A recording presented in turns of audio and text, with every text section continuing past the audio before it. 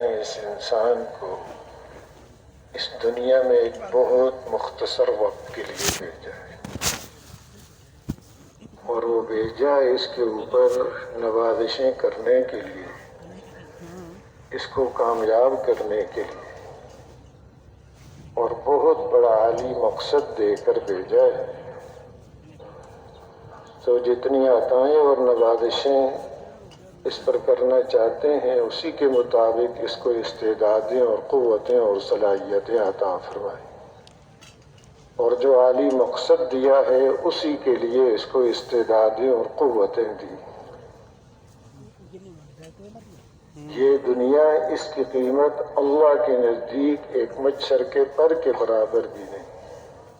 اگر اتنی بھی کوئی حیثیت اور مرتبہ اس کا ہوتا تو کسی کافر کو ایک گھونٹ پانی کبھی نہ عطا کرتے۔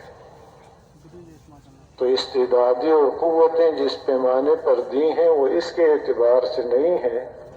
بلکہ وہ لامحدود زندگی جو اس کے سامنے آ رہی ہے اس کے حساب سے۔ یہاں مختصر سا امتحان اس کے سامنے رکھ دیا، وقتی ضرورتوں کو اس نے اہمیت دے دی، اور انہی کو سب کچھ سمجھ کر وہ اعلیٰ استعدادیں اور قوتیں جو اپنی معرفت کے لیے اس کو دی تھیں دنیا کے اوپر خرچ کر۔ کھانا پینا ایک مقصد بنا لیا، رہائش ایک اپنا مقصد، ایک سواری اور لباس، شادی بیاہ، یہ چند ضرورتوں کو مقصد کا درجہ دے کر ایسے اپنی صلاحیتوں کو اس کے اوپر ضائع کر رہا ہے کہ جس کا اندازہ کوئی نہیں۔ حالانکہ اگر یہاں پر اعلیٰ پیمانے پر بھی اس کی یہ ضرورتیں پوری ہو جائیں تو زیادہ سے زیادہ فائدہ اس کو جو ممکن ہے وہ موت تک ہے۔ موت کے بعد ان چیزوں کا فائدہ بالکل اس کو نہیں۔ اول تو یہ بھی یقینی نہیں ہے، کرے ساری محنتیں ملے گا وہی جو مقدر میں ہے۔ پوری صلاحیتیں اور قوتیں استعدادیں اس پر خرچ کر دے، ایک گھونٹ اور ایک دانہ بڑھا نہیں سکتا جو اس سے مقدر اس کے لکھا ہوا ہے۔ ہاں ہوگا کہ ان وقتی اور عارضی چیزوں کے اوپر اپنی وہ استعدادیں جو اللہ نے اس کو دی ہیں اپنی معرفت کے لیے، کہ سب سے اونچا مقصد دیا اس کو کہ وَمَا خَلَقْتُ الْجِنَّ وَالْإِنسَ إِلَّا لِيَعْبُدُونَ أَيْ لِيَعْرِفُونَ،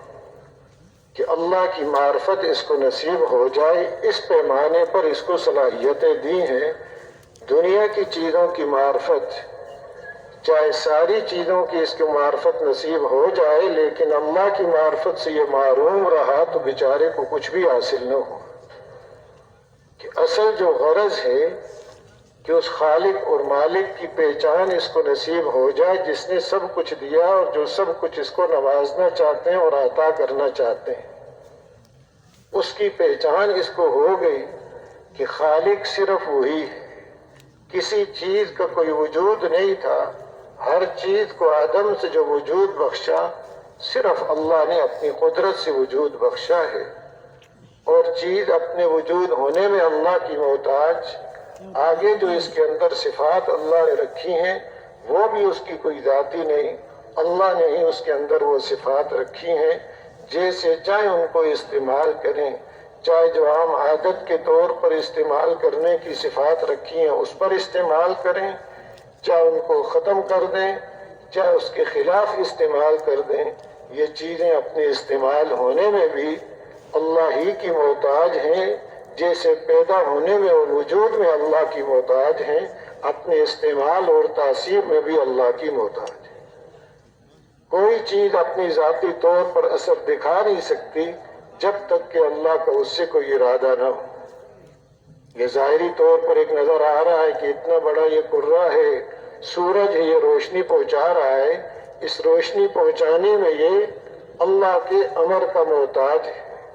اللہ نے اس کے اندر روشنی رکھی ہے، وہ چاہیں گے تو اس سے روشنی ہوگی، اگر وہ چاہیں اس کو اندھیرا پھیلنے کا ذریعہ بنا دیں، اس روشنی پہنچانے میں اس کے محتاج نہیں، اگر چاہیں تو ایک کنکری کے اندر وہ پوری روشنی رکھ دیں جو اتنے بڑے کرہ کے اندر رکھی ہوئی۔ تو محترم دوستو بزرگو، ہر چیز کا یہی حال ہے۔ یہ معرفت انسان کو نصیب ہو جائے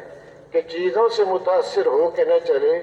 ہر چیز کا تأثر اپنے اندر سے ختم کر کے صرف اللہ کی ذات عالی کا تأثر، اس کو سامنے رکھ کے زندگی گزارنا اللہ پاک نے اتنی یہ اہم چیز ہے کہ اسی کے مطابق عالم ارواح نے بھی اس سے پوچھ لیا الست بربکم، سب نے جواب دیا بلا، کہ کیوں نہیں آپ ہی ہمارے رب ہیں۔ اور جب پیدا کیا تو پیدا بھی اسی فطرت پر پیدا کیا تاکہ جو مقصد اس کے سامنے ہے اس کے خلاف یہ استعمال نہ ہو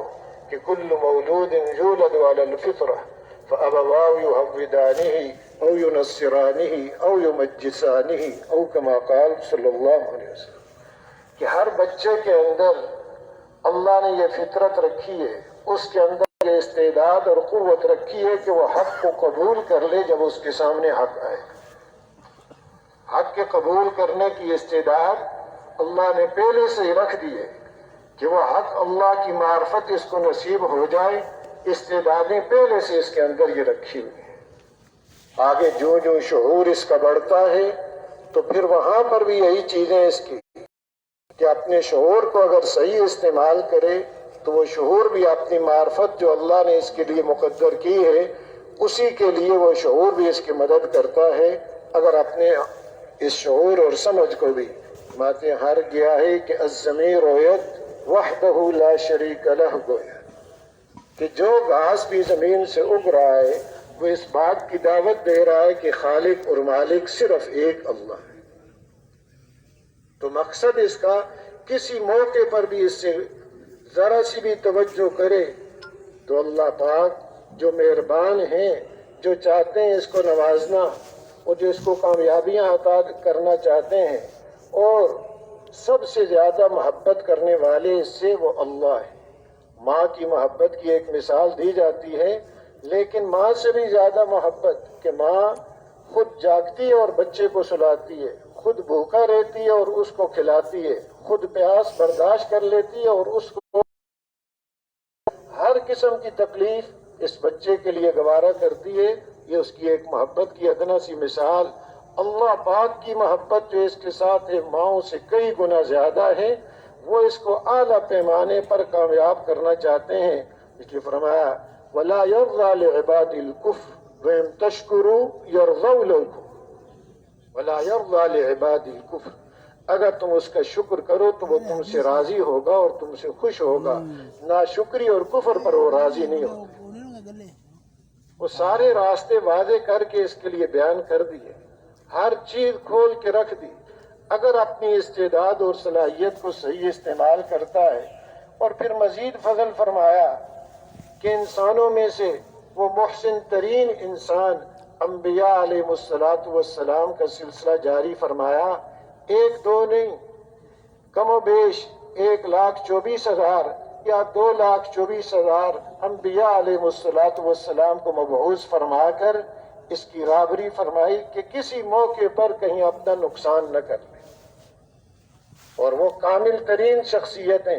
ہر اعتبار سے، ظاہری اعتبار سے بھی باطنی اعتبار سے بھی انبیاء علیہ السلام کامل ہیں۔ اللہ کی ذات عالی کا یقین، اللہ کی ذات عالی پر اعتماد، صبر و شکر، احسان، جود و سخاوت، شجاعت، ہر اعتبار سے وہ کامل، اور ظاہری شکل کے اعتبار سے بھی ایک حدیث پاک کا مفہوم ہے کہ ہر نبی خوبصورت اور خوب آواز ہوتے ہیں۔ ظاہری شکل و صورت میں بھی اللہ پاک کوئی ان کی کمی نہیں رکھتے، ہر اعتبار سے کامل، عقل کے اعتبار سے سب سے اعلیٰ، وہ مستقل رہنمائی اس کی فرماتے ہیں، اور رہنمائی بھی ان کی پوری خیرخواہی کے جذبے کے ساتھ،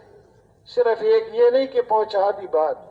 بلکہ ان کی مشقتوں کو، ان کی تکلیفوں کو، ان کی اذیتوں کو برداشت کر کر کے پوری خیرخواہی ان کے سامنے رکھتے ہیں۔ جیسے ماں دیکھ رہی ہے کہ اگر کوئی بچہ آگ کے اندر اپنے آپ کو ڈال رہا ہے تو وہ اپنی تکلیفیں برداشت کر لے گی، لیکن اس کو آگ میں گرنے نہیں دیتی۔ اسی طرح حضور اکرم صلی اللہ علیہ وسلم فرماتے ہیں، جس کا مفہوم یہ کہ میری اور تمہاری مثال اس شخص کی سی ہے کہ جس نے آگ جلا رکھی ہو اور پروانے اس کے اوپر گر رہے ہوں اور وہ ان پروانوں کو آگ سے دور کر رہا ہو، ایسے تم بھی آگ کے اوپر گرتے جا رہے ہو اور میں کمر کے پیچھے سے پکڑ پکڑ کے تمہیں بچا رہا ہوں اور کھینچ رہا ہوں وہاں سے، اور میرے ہاتھوں سے نکل رہے ہو، پوری ایک خیر خواہی کے جذبے کے ساتھ۔ حضرت عبداللہ بن شخیر رضی اللہ تعالی عنہ فرماتے ہیں رأیت رسول اللہ صلی اللہ علیہ وسلم وفی صدری عزیز کعزیز المرجل من البکا، کہ رسول اکرم صلی اللہ علیہ وسلم کو دیکھا کہ آپ کی مبارک سینے سے رونے کی وجہ سے ایسی آواز آ رہی کہ جیسے ہنڈیا ابلنے کی آواز ہوتی۔ حضرت ابوبکر صدیق رضی اللہ تعالی عنہ نے عرض کیا شبت، آپ بوڑھے ہو گئے؟ فرمانے لگے شیبتنی ہود والواقعۃ عما یتساءلون واذا الشمس کورت،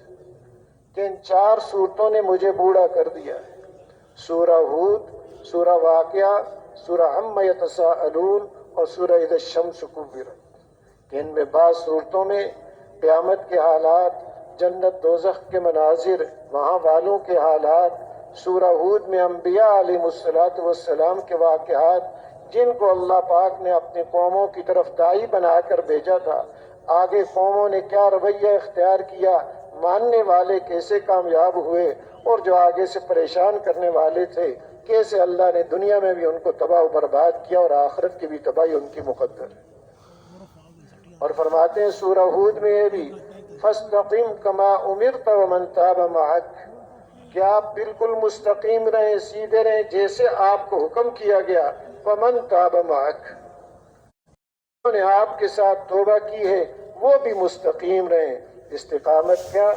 عقائد میں، عبادات میں، اخلاق میں، معاملات میں، معاشرات میں، ہر چیز کے اندر پورا بالکل مستقیم سیدھا ہو کے رہنا، ذرا بھی کوئی دائیں بائیں جھکاؤ نہ ہو۔ اس لیے بعض کا قول ہے کہ یہ استقامت 1000 کرامتوں سے بھی بہتر ہے۔ حضرت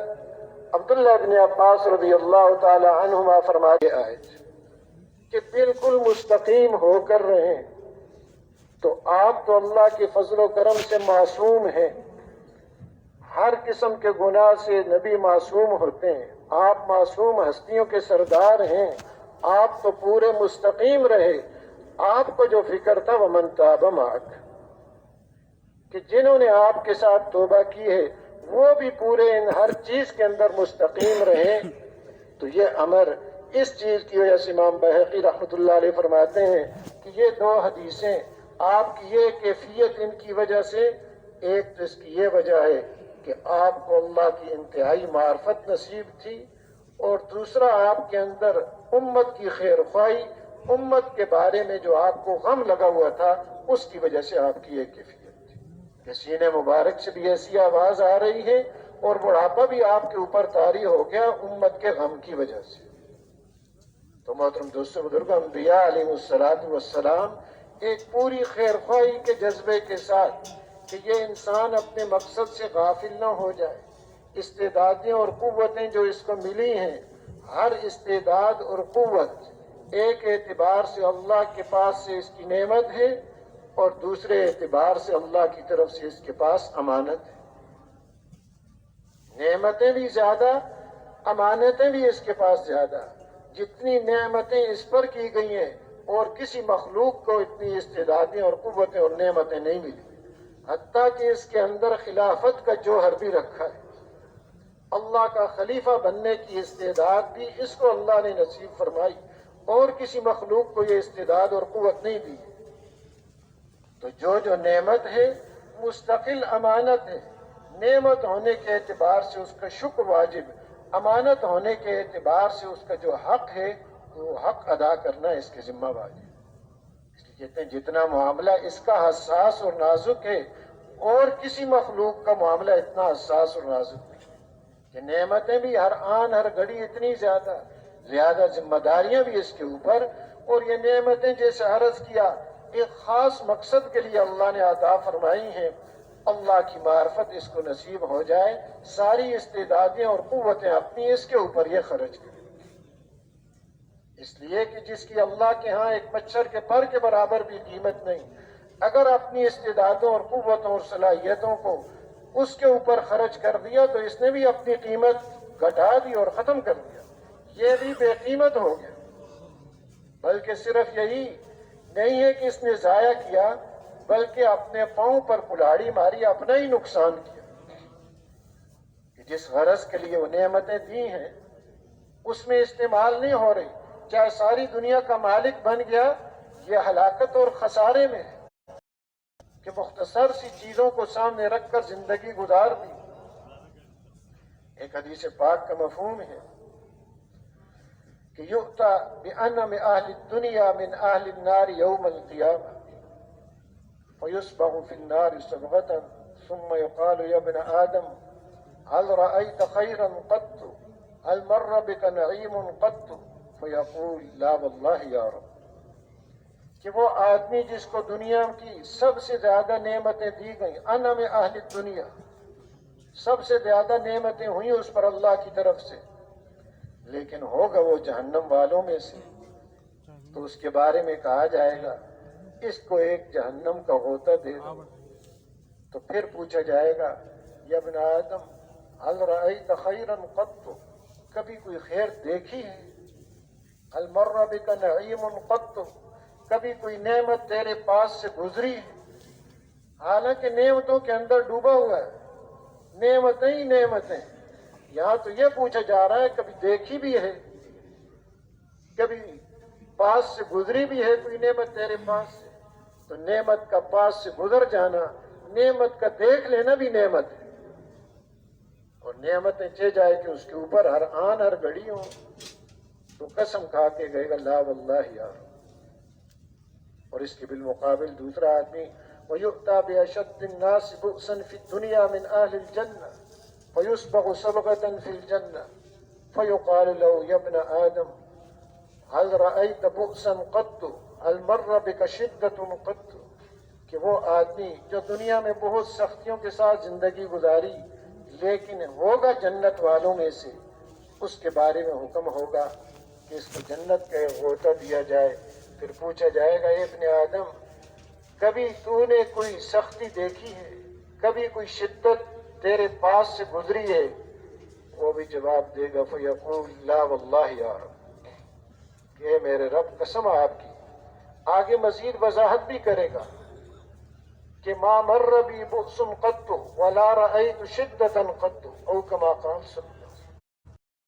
وسلم، کہ خاموش ہو جائے گا واللہ یا رب، لیکن یہ مزید بھی اب خوشی اور نعمت میں اللہ کے ساتھ ہم کلامی کا شرف مل رہا ہے تو اس کا دل کرے گا مزید بات کو لمبا کرنے کہ نہ کبھی کوئی سختی دیکھی ہے اور نہ کوئی شدت میرے پاس سے گزری ہے، حالانکہ دنیا کی زندگی وہ ساری سختیوں کے اندر ہے۔ اس لیے کہتے ہیں محترم دوستوں بزرگوں،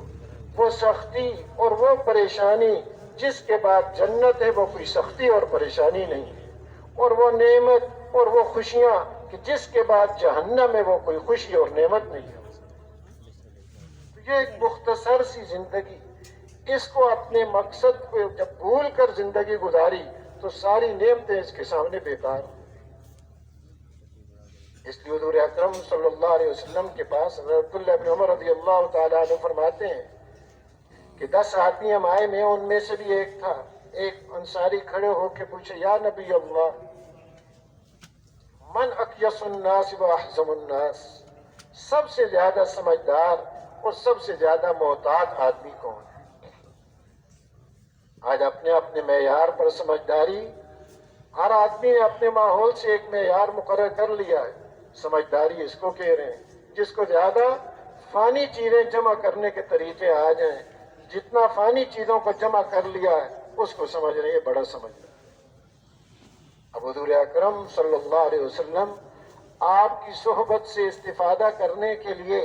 اللہ پاک نے حضرات انبیاء علیہ السلام کے بعد سب سے جو عمدہ اور چنی ہوئی جماعت ہے حضور اکرم صلی اللہ علیہ وسلم کے استفادہ کے لیے ان کو چنا۔ ان کو اسی اعتبار سے اللہ نے سمجھ دی ہے، ان کے سوالات بھی انتہائی سمجھ والے کہ صحابہ بھی حضور اکرم صلی اللہ علیہ وسلم کی سمجھ سے پورا فائدہ اٹھا کر پوری امت تک، قیامت تک آنے والی انسانیت تک رابری کرنے کے لیے اللہ نے ان کو چنا ہے، استعدادیں بھی ان کو ویسی دی ہیں۔ اس لیے ان کے سوالات، ان کی زندگی مستقل راہبری۔ تو وہ جو پوچھ رہے ہیں کہ سمجھدار کون ہے، اب پوچھ بھی کن سے رہے؟ جو سارے نبیوں کے سردار اور پوری انسانیت میں سے سب سے زیادہ سمجھدار ہیں، اور جن کو اللہ پاک نے وہ سمجھ عطا کی اور کسی مخلوق کو وہ عطا ہی نہیں کی، وہاں پہنچ ہی نہیں سکتے۔ آپ نے فرمایا جس کا مفہوم یہ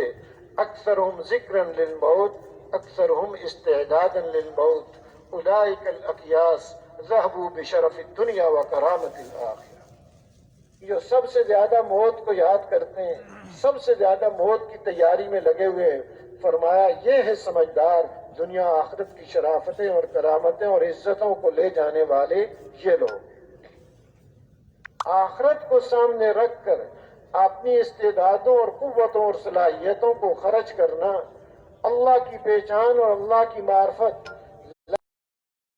اس کے لیے اللہ نے تیار کر رکھی ہیں، ان کے لیے اپنی استعدادوں اور قوتوں کو خرچ کرنا، یہ آدمی کی سمجھداری ہے۔ ہاں، یہی تو ایک بہت بڑا فرق، کس کو ترجیح دی جا رہی ہے؟ فانی کو ترجیح دی جا رہی ہے یا باقی کو؟ پوچھا جائے تو ہر آدمی یہی کہے گا کہ باقی کو ترجیح دینی چاہیے، لیکن عملاً ہماری زندگی بتا رہی ہے کہ ہم فانی کو ترجیح دے رہے ہیں، باقی کو چھوڑ رہے ہیں۔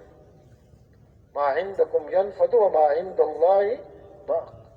کہ جو کچھ ہے تمہارے پاس وہ سب کچھ ختم ہونے والا ہے، جو اللہ کے ہاں ہے وہ باقی رہنے والا ہے۔ اللہ نے آخرت کی نعمتیں اس کو عطا کرنے کے لیے بنائے،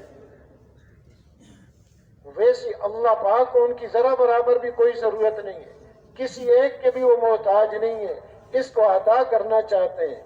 اور اسی کے استعداد اعتبار سے استعداد بھی اس کو دی ہے۔ اب یہ چاہتا ہے کہ اس مختصر سی زندگی میں وہ کامیابیاں اس کو مل جائیں، کیونکہ اصل تو یہ جنت کا باشندہ ہے، وہاں سے آیا ہے، اندر اس کی تمنائیں وہ رکھی ہوئی ہیں، اور وہ چاہتا ہے اس مختصر جگہ پر چھوٹے برتن میں یہاں پر وہ کامیابیاں مل جائیں، تو اس میں تو پھر ٹکراؤ ہی ٹکراؤ۔ اگر ساری دنیا بھی ایک آدمی کو دے دی جائے، اس کی بھی یہ چاہت کو پورا نہیں کر سکتی، اس لیے کہ جگہ ہی چھوٹی ہے۔ اس کے اندر جو چاہتوں کا سمندر اللہ نے رکھا ہے وہ یہاں پورا ہو ہی نہیں سکتا۔ وہ یہاں پورا کرنے کی کوشش کرے گا تو پریشان ہوگا، وقت ضائع کرے گا، اور پریشانیاں اس کی بڑھتی رہیں گی۔ وہ چاہتے پورا ہونے کے لیے اللہ نے جنت کو کہ فَلَا تَعْلَمُ نَفْسٌ مَّا أُخْفِيَ لَهُم مِّن قُرَّةِ أَعْيُنٍ، کہ کوئی جی جانتا نہیں، نہ کوئی فرشتہ جانتا ہے، نہ اور کوئی نبی جانتے ہیں، کوئی جی نہیں جانتا اللہ نے آنکھوں کی ٹھنڈک کا کیا سامان تیار کر رکھا ہے، وہ اس کے لیے وہاں پر ہے۔ تو محترم دوستوں بزرگوں، اس کی اب سمجھداری کیا ہے کہ دنیا کے رخ وہاں سے اپنا رخ پھیر کر آخرت کی طرف رخ کرنا، اس بنیاد پر حضور اکرم صلی اللہ علیہ وسلم نے صحابہ کرام کو اٹھایا۔ جہاں بھی آئے کہ ہمیں کیا ملے گا، ہم یہ قربانیاں پیش کریں گے۔ انصار نے عرض کیا اپنے خلاف دشمنی کو مول لیں گے، ہمیں کیا ملے گا؟ آیا کوئی جائیدادیں، کوئی حکمرانیاں، کوئی عہدے اور منصب ہمیں ملیں گے؟ تو جنت فرمایا۔ آخرت کی بنیاد، بہترین اور مضبوط بنیاد، پائیدار بنیاد، جس پر انسان اپنی صلاحیتیں خرچ کرے، جس کے لیے پیدا کیا گیا ہے، وہ آخرت جنت ہے۔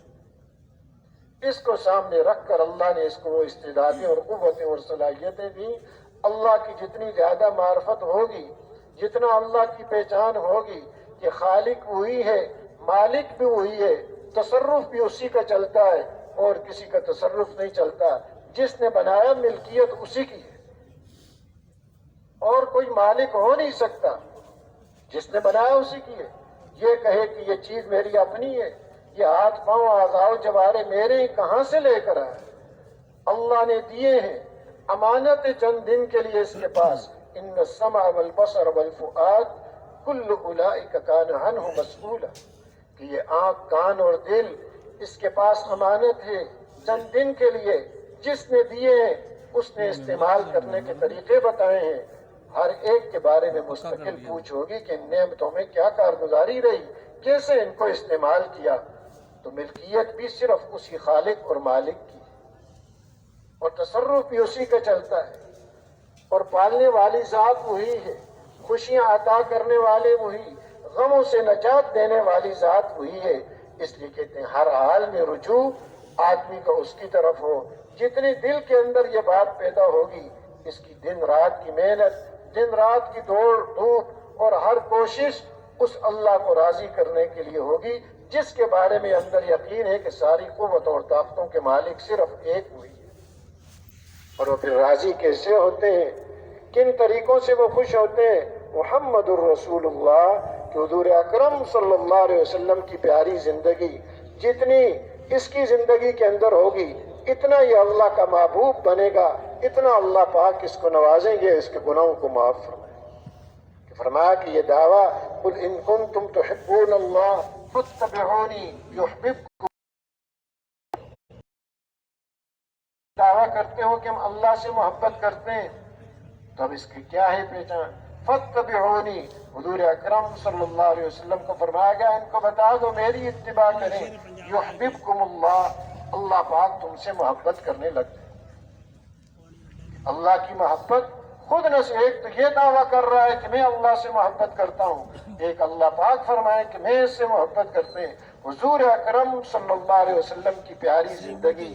ایسی اللہ کو محبوب ہے کہ جو بھی اس کو اختیار کر لیتا اللہ کا وہ محبوب بن جاتا. ہر ادا آپ کی،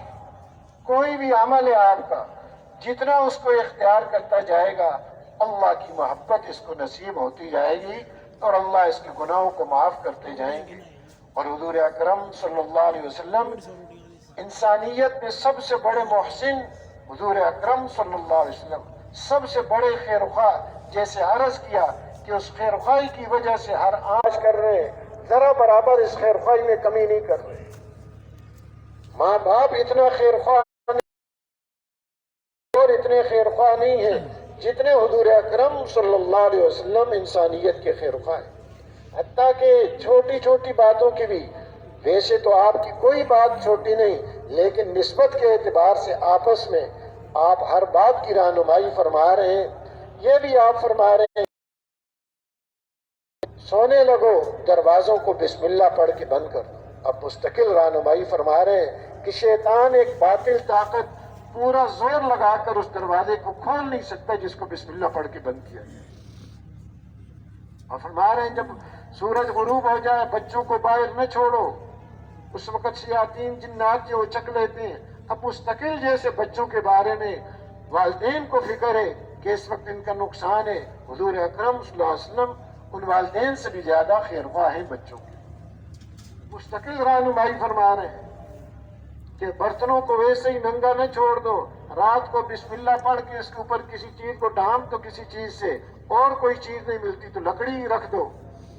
اس لیے کہ سال میں ایک رات ہوتی ہے جس میں وبائیں مصیبتیں اترتی ہیں، بیماریاں نازل ہوتی ہیں. برتن کھلا ہوگا تو اس کے اندر ہوگی اور بیماریاں پھیلیں گی. مستقل خیرخواہی اور رہبری، کوئی چیز آپ نے نہیں چھوڑی خیرخواہی والی. جو بھی اس انسان کے لیے خیرخواہی کی چیز تھی حضور اکرم صلی اللہ علیہ وسلم نے اپنی عملی زندگی سے بھی اس کو بتایا، اپنے ارشادات سے بھی اس کو بتایا. تو سب سے بڑے خیرخواہ حضور اکرم صلی اللہ علیہ وسلم. تو اللہ پاک نے اس مختصر سی زندگی میں یہ موقع دیا اور قوت اور استعداد دی، اپنی استعدادوں اور صلاحیتوں کو اپنے دل کے رخ کے ٹھیک کرنے اور جسم سے نکلنے والے اعمال کو یہ ٹھیک کر لے، دنیا کے اندر بھی اطمینان، چین اور سکون کی زندگی. آج ہر ایک کی کوشش اسی کے لیے، لیکن اللہ نے یہ رکھا کہاں پر ہے؟ دین کے اندر رکھا ہے. آج جو کوششیں کی جا رہی ہیں اسی کے لیے ہی ہو رہی ہیں، لیکن کیا ہے؟ جیسے فرماتے ہیں کہ نہ جاننا بھی جہالت اور غلط جاننا بھی جہالت. نہیں جانتا وہ ایک درجے کا جاہل ہے، جو غلط جان رہا وہ دوہرا جاہل ہے. کامیابیاں اور اطمینان اور چین اور سکون اللہ نے دین میں رکھا ہے. اس کو دین کے علاوہ اور چیزوں میں سمجھ لینا یہ غلط جاننا ہے. تو یہ دوہری جہالت ہے. دوہری جہالت، ایک کو تو پتہ کوئی نہیں کہ یہ کیا چیز ہے، وہ بھی اس چیز کا جاہل ہے. دوسرا کہہ رہا ہے میں جانتا ہوں لیکن غلط بتا رہا ہے، تو نہ جاننے میں تو وہ بھی برابر ہے اور آگے غلط بتا رہا ہے، اس سے ایک درجے اور آگے بڑھا ہوا. تو آج ساری انسانیت اس جہالت میں ہے. کامیابی جہاں اللہ نے رکھی، عزت جہاں پر اللہ نے رکھی، الفتیں اور محبتیں جہاں پر رکھی ہیں، وہاں پر تلاش نہیں کر رہے، سمجھ رہے ہیں دوسری چیزوں کے اندر ہیں، اس کے اوپر اپنی ساری صلاحیتیں لگا رہے ہیں، تو انسانیت ایک بہت بڑے دھوکے میں پڑی۔ وہ استعدادیں اور قوتیں جس پیمانے پر دی گئی اسی کو خرچ کر رہا ہے ایک دھوکے کے اوپر۔ دھوکہ کیا ہے؟ دھوکہ یہ ہے کہ نظر کچھ آ رہا ہے، نتیجہ کچھ اور نکل رہا ہے۔ سمجھ رہا ہے یہاں پر کامیابی ہے، نتیجہ کچھ اور نکلے۔ دھوکہ کہ اسباب راحت کا نام راحت رکھ دیا، چیزوں سے عزت کی نظر آ رہی ہے تو ان چیزوں کو عزت کا سمجھ لیا کہ اس سے عزت ملتی ہے، حالانکہ راحت اور چیز ہے، اسباب راحت اور چیز ہے۔ اسباب راحت کو تو یہ اختیار کر سکتا ہے، راحت اور اطمینان، چین، سکون اللہ کے خزانوں سے آئے۔ چاہے لاکھوں کا یہ بستر خرید لے، اگر اس کے مقدر میں نیند اور آرام نہیں ہے، اس بستر سے اس کو رات آرام مل نہیں سکتا، وہ تو اللہ کی طرف سے آئے گا۔ تو مقصود تو وہ راحت ہے، مقصود کوئی دوائیاں یہ چیز نہیں، مقصود تو صحت ہے، چیزوں کا مل جانا یہ کوئی مقصود کا حاصل ہو جانا نہیں۔ آج ساری کوشش اور دوڑ دھوپ اسی کے اندر، یہ سمجھ رہا ہے کہ اس عہدے کے اندر عزت ہے، اس سواری کے اندر عزت ہے، اس مکان اور جائیداد کے اندر عزت ہے، کل وہ چیزیں چھن گئیں، اب کوئی پوچھتا بھی نہیں۔ تو انہیں کے اوپر اپنی صلاحیتیں کہ سمجھ کچھ رہا تھا، نتیجہ کچھ اور نکل۔ انبیاء علیہ السلام کو مبعوث فرمایا کہ اس دھوکے سے انسانیت کو نکالے کہ بہت بڑا دھوکہ ہے، بہت بڑا خطرہ ہے، اور یہ ہر ایک کے اوپر موت کے وقت کھل جاتا ہے۔ موت سے پہلے پہلے تو ہر آدمی اپنے بارے میں دعویٰ کر رہا ہوتا ہے کہ میں کامیاب جا رہا ہوں، کوئی بھی ناکامی کے لیے محنت نہیں کر رہا۔ ذرا سے بھی عقل جس کو اللہ نے دے رکھی ہے وہ اپنی صلاحیتیں کامیابی کے لیے لگا رہا ہے۔ کسی سے پوچھیں بھائی دن رات تھک رہے ہو، پڑھ آ رہے ہو، اپنے جسم کو تھکا رہے ہو، سفر پہ سفر کر رہے ہو، گھر والوں کی جدائیاں برداشت کر رہے ہو، کس کام کے لیے؟ کامیاب ہونے کے لیے۔ ناکامی کے لیے کوئی محنتیں نہیں کر رہے، کامیابی کے لیے محنتیں کر رہے ہیں، لیکن آیا ہر محنت کرنے والا کامیاب ہے؟ اپنی صلاحیتوں اور استعدادوں اور قوتوں کو جس مقصد کے لیے دیا وہاں اگر خرچ نہیں کر رہے تو چاہے اپنے دعووں کے اعتبار سے کتنا ہی اپنے آپ کو کامیاب سمجھ لے، حقیقت موت کے وقت سب کے اوپر کھل جاتی ہے۔ قرآن پاک میں اللہ پاک نے قوموں کے قصے بیان کیے، اشخاص کے قصے بیان کیے، اپنی کثرت پر دعوے کرنے والے، جسمانی قوتوں پر دعوے کرنے والے، اور اسی پر دعوے کرنے والے، اپنی تجارت اور منڈیوں پر دعوے کرنے والے، اپنی بادشاہی پر دعوے کرنے والے، حقیقت دنیا میں ہی اللہ نے ان کے اوپر چھوڑ دی۔ فرعون بھی اپنی محنت میں اپنے آپ کو کامیاب سمجھ، اور آگے امن خیر من هذا الذي هو مهين ولا يكاد يبين فلولا القي عليه اسورة من ذهب او جاء معه الملائكة مقترنين۔ کہیں اور ہدایت کی کتاب ہے، اور اللہ پاک نے اس امت کے سامنے پہلی قوموں اور افراد کے یہ حالات بیان کیے تاکہ یہ امت جس طبقے میں، جس لائن پر، جس شعبے میں جو بھی محنت کر رہا ہے وہ اپنے آپ کو دیکھے، کہیں کثرت میں تو نہیں پھنسا ہوا اس کے زوم میں، کہیں اپنی صنعت و عرفت اور تجارت کے زوم میں تو نہیں ڈوبا ہوا، اور کہیں اپنی ذاتی شخصی عہدوں اور ان چیزوں کے اوپر تو فخر نہیں کر رہا۔ سب کے قصے بیان کر دیے، اس کی مستقل رہنمائی ہو جائے، اس امت کی خیر خواہی اللہ نے اس میں کی، اور ان کے حالات پہلوں کے رکھے، اور اللہ نے اس امت پر پردہ ڈالا، ان کے حالات بعد والوں پر نہیں رکھے۔ یہ کیسے کریں گے؟ اللہ نے اس کی رہنمائی کے لیے پہلوں کے حالات کو بیان کریے تاکہ یہ ان سے سبق حاصل کر لیں، اور اپنے ایمان اور یقین اور اعمال کو یہ ٹھیک کر لے۔ دنیا کی زندگی بھی اس کی اعلیٰ پیمانے پر بنائیں گے، آخرت کی زندگی بھی، حقیقتیں اس کو نصیب ہوں گی۔ کامیابیاں اللہ نے دین میں رکھی ہیں، ظاہری دنیا جس کو ہم مقدم سمجھتے ہیں، عملی طور پر اس کا بننا بھی اللہ نے دین کے اندر رکھا ہے۔ دنیا کی حقیقت، دنیا کی حقیقی لذت وہ بھی اس دین والوں کو نصیب ہوگی، دوسروں کو نصیب ہو ہی نہیں سکتی۔ حقیقی عزت وَلِلَّهِ الْعِزَّةُ وَلِرَسُولِهِ وَلِلْمُؤْمِنِينَ، حصر کے ساتھ فیصلہ فرما دیا، صرف اللہ کے لیے ہے، اللہ کے رسول کے لیے اور ایمان والوں کے لیے ہے، اور باقی کسی کے لیے عزت ہے ہی نہیں۔ ایک دھوکہ ہے، جیسے عرض کیا چیزوں کا نام عزت رکھ دیا۔ امام زین العابدین رحمۃ اللہ علیہ حضرت علی رضی اللہ تعالیٰ عنہ کے پوتے طواف کرنے کے لیے تشریف لائے۔ اس وقت جو خلیفہ زادہ تھا وہ بھی آیا ہوا تھا۔ اب ظاہری حکومت ان کے پاس، اس کے ساتھ آدمی تاکہ یہ طواف کر لے خلیفہ زادہ، کوئی حجر اسود کا بوسے کا موقع مل جائے، لوگوں کو دھکے دے رہے ہیں۔ جب امام زین العابدین رحمۃ اللہ علیہ تشریف لائے، آئے، حجر اسود کا بوسہ دیا، طواف شروع کر دیا۔ اس کے ساتھ جو لوگ تھے پوچھنے لگے یہ کون ہے؟ وہ جانتا تھا لیکن حسد کی وجہ سے کہنے لگا مجھے پتہ نہیں کون ہے۔ اس وقت ایک شاعر اس نے کہا تو نہیں جانتا ان کو؟ یہ کون شخص ہے، کون سی ہستی ہے یہ تو وہ ہیں جن کو عرب جانتے ہیں، جن کو عجم جانتے ہیں، جن کو بیت اللہ جانتا ہے، جن کو حل جانتا ہے، اور جن کو حجر اسود جانتا ہے۔ تو نہیں جانتا تو تیرے نہ جاننے کی کوئی پرواہ نہیں۔ تو عزتیں اللہ کی طرف سے، عزتیں اللہ نے دین میں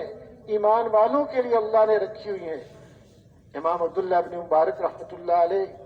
امام بخاری رحمۃ اللہ علیہ کے استاد امام ابو حنیفہ رحمۃ اللہ علیہ کے شاگرد ہیں، بغداد پہنچے، ایسا مجمع ان کے استقبال کے لیے نکلا سواریوں پر کہ گرد و غبار، اور پھر چھینک آئی اس پر الحمدللہ جو کہا،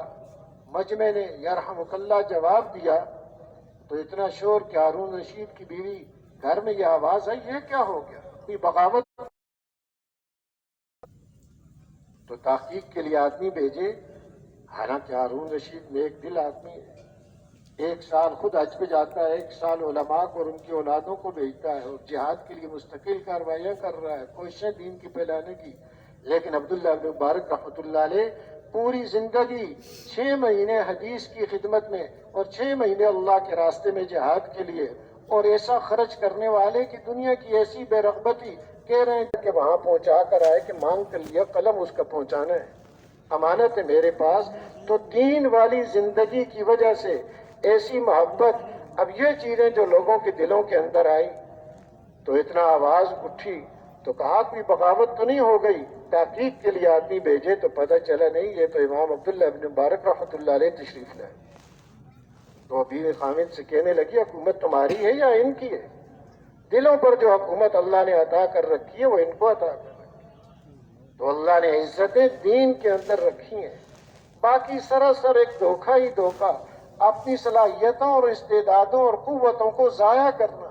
بلکہ اپنے خلاف استعمال کرنا۔ حقیقت جب کھلے گی اس وقت کوئی فائدہ نہیں۔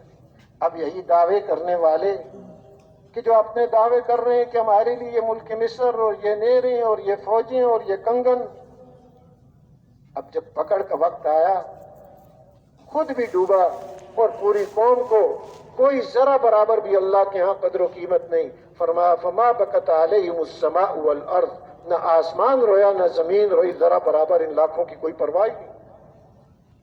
لیکن جس نے صحیح رخ پر محنت کی، جس مقصد کے لیے ان کو بھیجا گیا، اس مقصد پر اپنی صلاحیتیں اور قوتیں اور استعدادیں لگائی ہیں، اللہ کے ہاں اتنی قیمت کہ اس کا اندازہ نہیں ہو سکتا۔ سعد بن معاذ رضی اللہ تعالی عنہ، اسلام کا زمانہ تقریباً 5 سال کا ان کو ملا، اسلام لانے سے لے کے انتقال تک ایسی محنت کی، ایسی استعدادیں اپنے اوپر خرچ کی، ایسی اندر استعداد اور قوت پیدا ہو گئی۔ بنو قریظہ نے جو غداری کی، حضور اکرم صلی اللہ علیہ وسلم کے ساتھ پہلے معاہدہ کیا ہوا تھا، اب باہر سے جو غزوہ احزاب میں کفار آئے ان کے ساتھ مل کر مسلمانوں کے خلاف ہو گئے،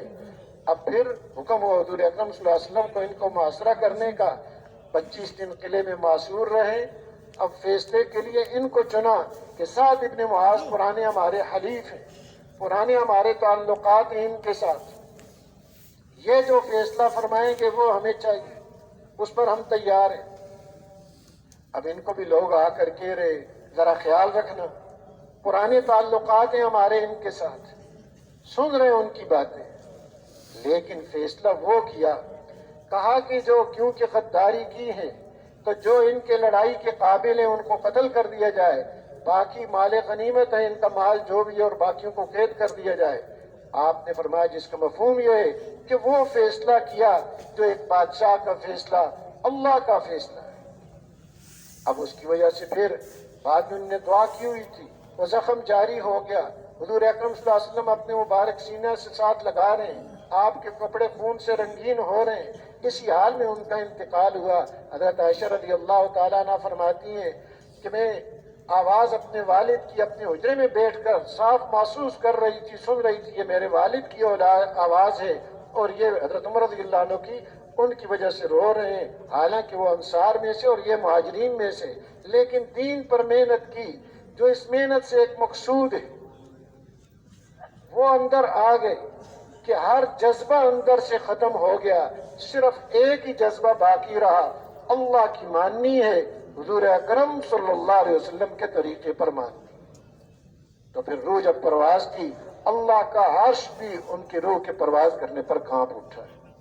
کہ ایک محنت ہے۔ حضور اکرم صلی اللہ علیہ وسلم وہ محنت دے کر گئے اس امت کو، اور خود بھی اور پوری امت کو اس کے اوپر ڈالا، اور آگے رہنمائی فرما گئے۔ ختم نبوت کی برکت سے اللہ نے یہ مبارک محنت اس امت کو نصیب فرمائی ہے۔